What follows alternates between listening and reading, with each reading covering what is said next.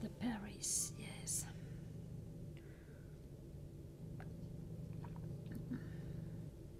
In in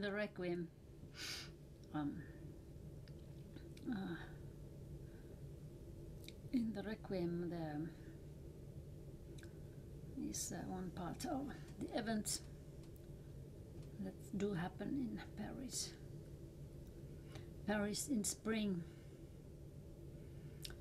March, I think, or April, March. Anyway, in spring, both daytime and nighttime here, and that's the chain of events begins in London, where where they meet these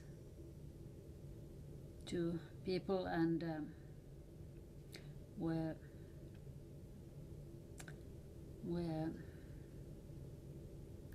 he kind of persuades her to kill for a just cause, of course, yes.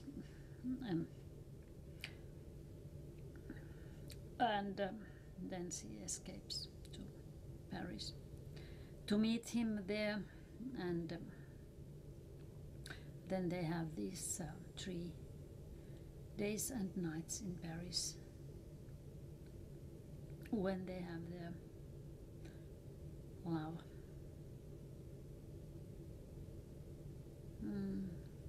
Yes.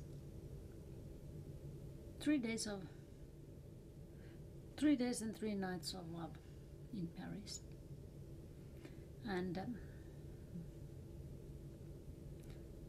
I always always imagine it like she's having a bath. They are in the house, and it's high, and the bathroom has a window, and you can see the Paris there in the morning light, and the walls of the bathroom are nice pale turquoise. It's somehow a fixed idea, yes, that it should be like that. And then they part, she not knowing it to be final, and he knowing. And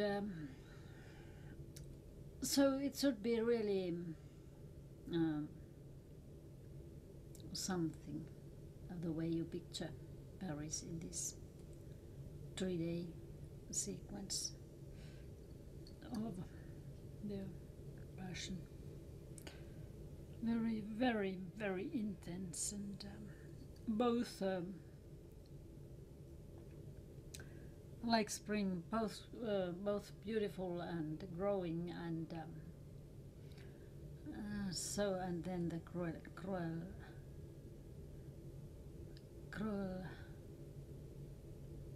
part too, that everything has to end, and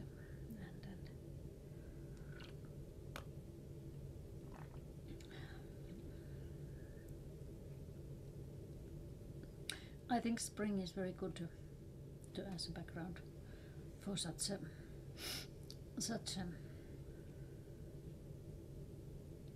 story, because if it would be autumn, it would be far too full.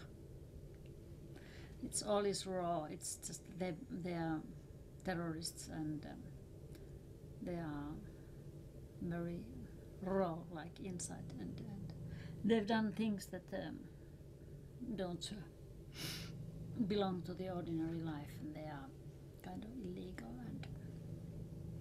illegal and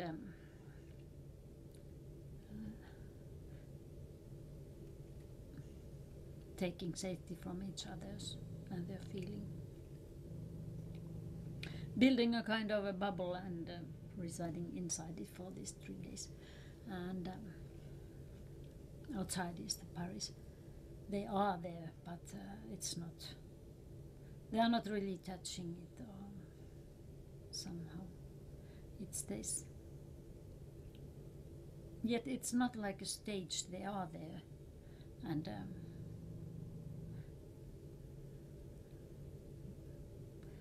it's very intricate and challenging.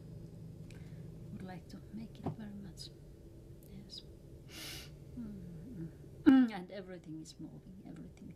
There's the wind blowing the dust and rubbish on the streets, and there's and the new green and blooming trees, and everything is moving. The cars and the people and the colors and the streets and everything. Yeah.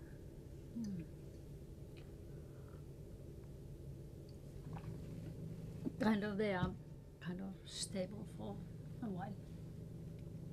Yet they too are embracing each other and having this feeling and living through it at hectic space. And then there's the other times he comes there. She comes back to look for him, and the house is empty, and she bangs the door, and there's no answer, and she looks through the windows, and the rooms are empty, everything's gone, and there's nobody left, and she's sitting at the garden gate, and there's a small boy driving a bicycle on the square, and he comes to her, and first he speaks French, and then she says that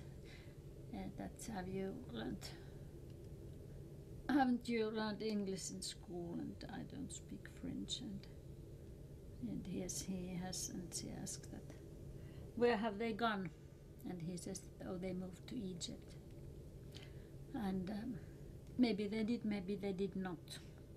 Anyway, they have gone. They are gone. It's empty. And then the boy asks her that if she's hungry, and tells her that his grandparents live in the house next,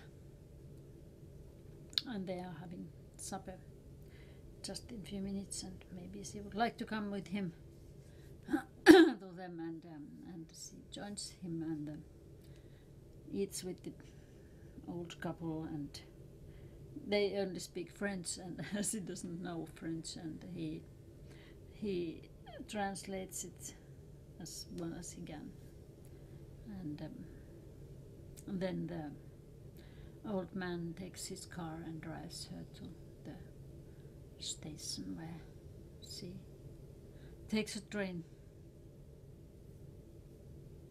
to somewhere away anyway, and she's gone. Yes. And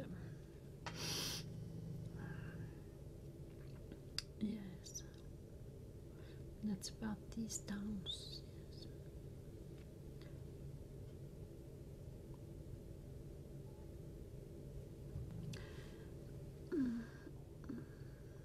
And maybe we should go back to Chambers now, and the cityscapes in this the way Anna and Jussi walk the town and take it as their, make their own paths and ways, crisscrossing it, and kind of taking it taking hold of it like that. Then there's the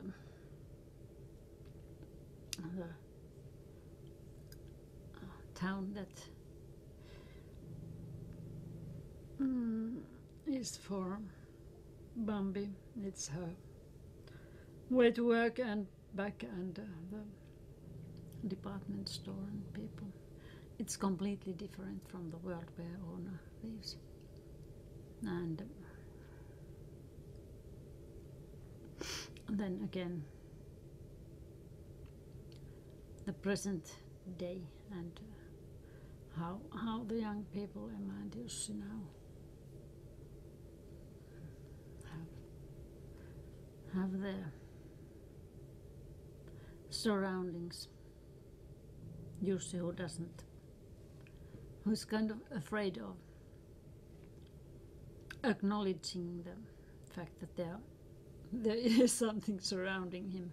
He doesn't have any kind of relationship with his surroundings, at least in the beginning, but maybe somehow Emma is making him more aware of the places and things like that, and he's taking root.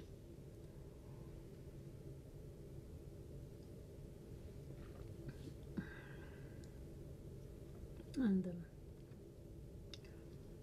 the town may be different, but there's something similar of the same kind in all the streets everywhere. In all the towns, the streets have the same function, and so they are somehow alike.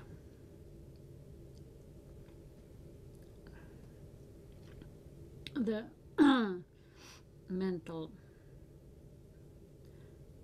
landscape, the feelings, can kind of reflect straight in the surroundings, or then they can be contrast to them, and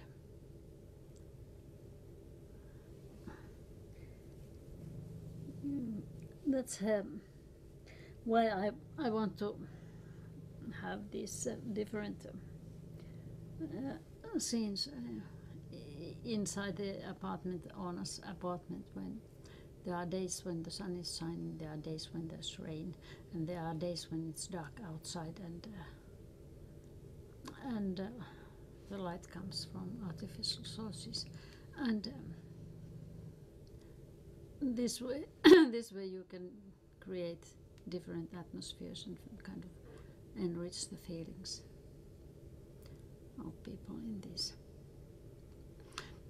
And for example, the Christmas scheme, when they have their common Christmas meal, I don't think any of them is a real Christian, a believer. It's just a chance. It's the general idea that there's a day when you have the peace and friendship ruling in this world, and we might use this day to try to be nice to each other. It's something like that, to have some warmth, and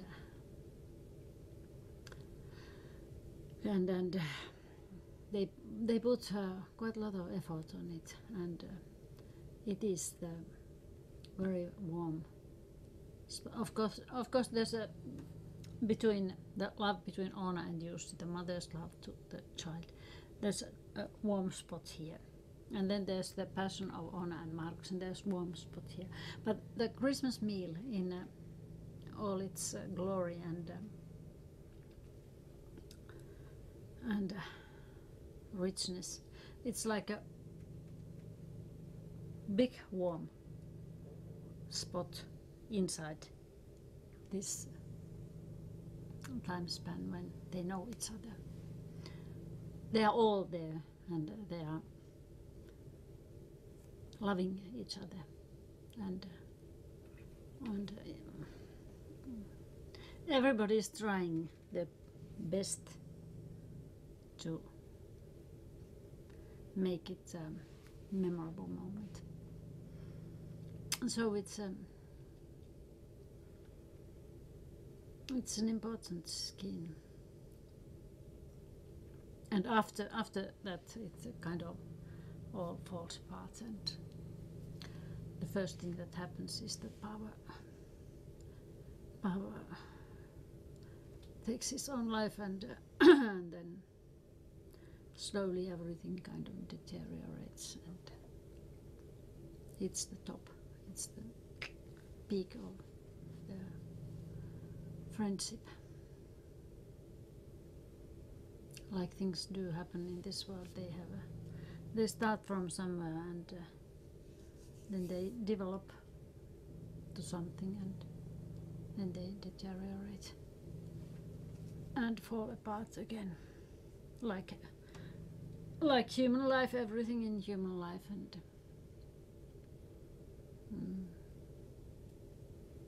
And that's the kind of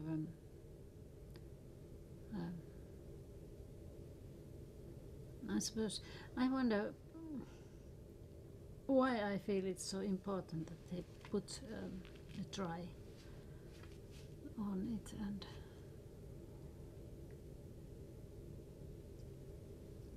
it's not because it's Christmas, it's just because they mean something to each other and they want to have it, the moment together. And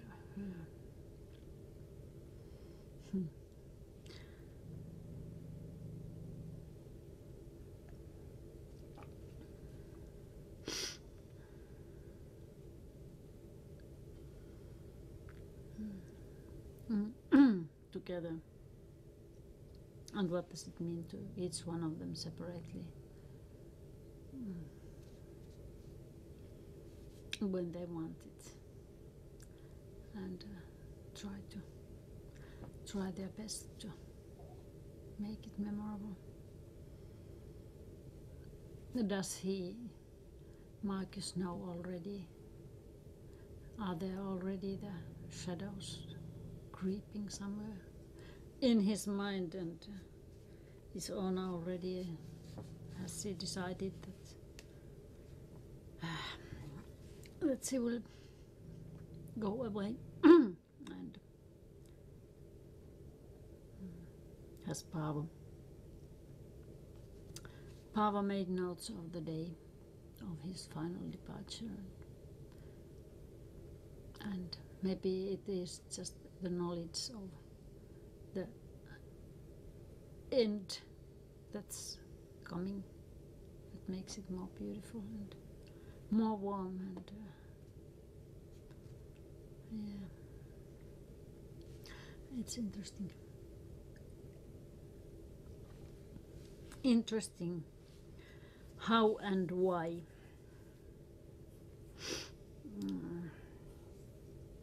and how, when something like this is where does the original idea come from?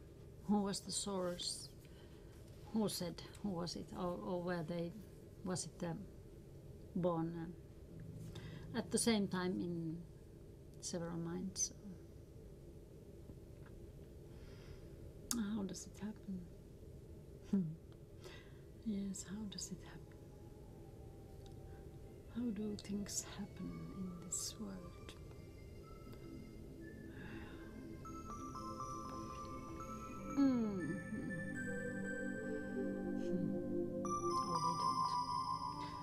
It's just slumbering.